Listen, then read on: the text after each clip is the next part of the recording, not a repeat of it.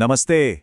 आज हम एक बहुत ही खास चीज की बात करने वाले हैं। एक ऐसी चीज जो सिर्फ एक मिठाई नहीं बल्कि हम सबके दिलों से जुड़ी है। जी हाँ, हम बात कर रहे हैं माँ के हाथ के बने बेसन के लड्डू की। तो चलिए आज सिर्फ रेसिपी नहीं देखते बल्कि उस प्यार और उन यादों को महसूस करते हैं जो हर लड्डू में छुपी होती हैं। तो ये पूरा सफर शुरू होता है बस इस एक लाइन से, मेरी मम्मी ने घर पे बेसन के लड्डू बनाए हैं। सोचिए, ये सिर्फ शब्द नहीं है ना? ये तो एक पूरा एहसास है। वो घर में फैलती मीठी मीठी खुशबू, वो एक सुकून कि कुछ बहुत अच्छा बनने वाला है, और वो प्यार जो सच में हर एक दाने में महसूस होता है। तो यही है माँ के हाथ का स्वाद। आज हम सिर्फ लड्डू बनाना नहीं सीखने वाले, हम उस जादू को समझने की कोशिश करेंगे जिसे कहते हैं माँ के हाथ का स्वाद। ये कोई रेसिपी बुक नहीं है, ये तो एक पूरी परंपरा है, एक विरासत है जो पीढ़ी दर पीढ़ी चली आ रही है। बिल्कुल, ये सिर्फ एक मिठाई से कहीं ज्यादा है। ये तो एक याद है। जरा सोचिए, दिवाली की रौनक, किसी के आने की खुशी, या बस ऐसे ही जब मन कुछ मीठा खाने का करता है, बेसन का लड्डू ना हर खुशी के मौके पर हमारे साथ होता है। उन पलों को और भी खास और भी मीठा बना देता है। तो चलिए अब उस जादू को बनाने की तैयारी करते हैं। और जैसा कि होता है, हर अच्छी चीज की शुरुआत होती है एकदम सही सामग्री चुनने से। आखिर माँ की रसोई में हर चीज बहुत ही ध्यान से, बहुत प्यार से चुनी जाती है ना? तो मिलिए हमारे आज के हीरो से। सबसे पहले बेसन, जो कि लड्डू की जान है, उसकी आत्मा है। फिर आता है शुद्ध घी, जिसके बिना स्वाद और खुशबू की कल्पना भी नहीं की जा सकती। मिठास के लिए है बूरा या तगार, जो वो खास दानेदार टेक्सचर देता है। और खुशबू के लिए इलायची और हाँ, थोड़े से मेवे जो स्वाद को और बढ़ा देते हैं। हर एक चीज का अपना एक रोल है, अपना एक महत्व है।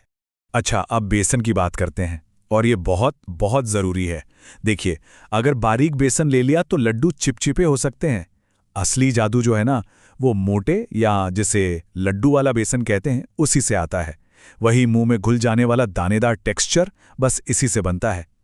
और अब माँ की रसोई से कुछ सीक्रेट टिप्स। पहली बात, घी हमेशा शुद्ध और खुशबूदार होना चाहिए।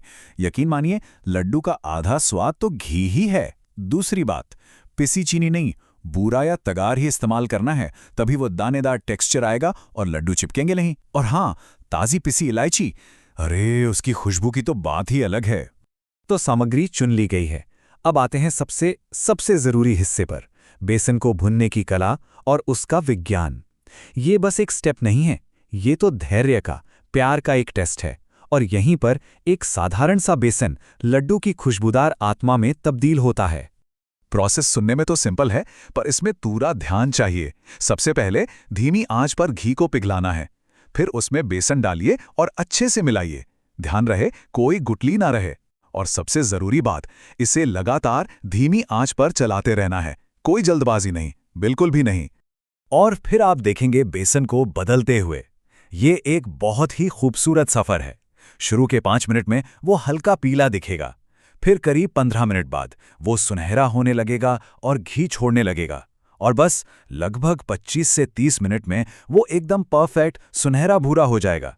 और तब तक उसकी महक पूरे घर में फैल चुकी होगी। पर जानते हैं, असली पहचान रंग से भी ज्यादा उसकी खुशबू से होती है।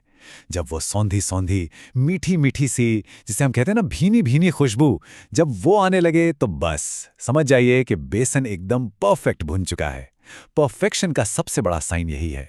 तो सबसे मुश्किल काम हो गया, बेसन भुन चुका है। अब बारी है इसमें मिठास मिलाने की और इससे वो परफेक्ट गोल शेप देने की। मेहनत पूरी हो चुकी है, अब बस इस कला को इसका फाइनल टच देना है। लेकिन रुकिए 1 मिनट, यहीं पर एक बहुत बड़ा सीक्रेट छुपा है। कम से कम 15 मिनट का इंतजार। भुने हुए बेसन में कभी भी गरम गरम में चीनी मत डालिए। मिश्रण को थोड़ा ठंडा होने दीजिए। अगर आपने गरम में ही चीनी डाल दी ना, तो वो पिघल जाएगी और सारा दानेदार टेक्सचर खत्म। तो ये इंतजार, ये बहुत बहुत जरूरी है। ठीक है, तो जब मिक्सचर हल्का गुनगुना रह जाए, मतलब आप उसे छू सकें, तब उसमें बूरा, इलायची और अपने पसंद के मेवे मिलाइए। और फिर अपने हाथों से सब कुछ अच्छे से मिलाइए। अब छोटे छोटे हिस्से लेकर दोनों हथेलियों के बीच प्यार से घुमाते हुए उन्हें गोल गोल लड्डू का शेप दीजिए। सच कहूं, इस पूरी प्रोसेस का सबसे सैटिस्फाइंग हिस्सा यही है। तो लीजिए, लड्डू बनकर एकदम तैयार हैं। पर कहानी यहाँ खत्म नहीं होती। असली मजा तो सिर्फ बनाने में नहीं, बल्कि उसे बनाकर अपनों के साथ बांटने में है। यही है बनाने और खिलाने की असली खुशी। और ये बात कितनी सच है ना, कि मिठास बांटने से ही बढ़ती है।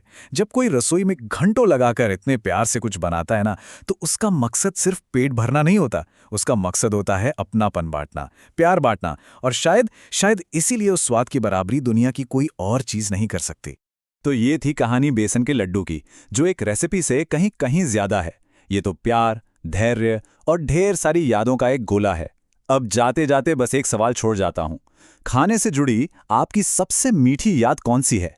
सोचिएगा जरूर।